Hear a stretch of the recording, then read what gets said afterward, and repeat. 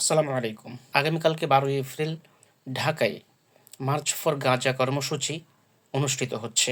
আপনার মধ্যে যদি ন্যূনতম মানবতা বোধ থাকে, আপনি যদি মানুষ হয়ে থাকেন, তাহলে হিন্দু, বৌদ্ধ, খ্রিস্টান, মুসলিম, রাজনৈতিক সামাজিক সংগঠন সহ সকল দল মত নির্বিশেষে আগামীকালকের মার্চ ফর গাজা কর্মসূচিতে অংশগ্রহণ করুন।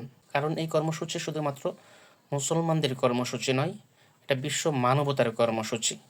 এই কর্মসূচি বর্বর ইসরায়েলিদের বিপক্ষে এবং নিরীহ, নির্যাতিত, নিষ্পেষিত, ইতিহাসের বর্বর নির্যাতনের শিকার ফিলিস্তিনবাসীর পক্ষে।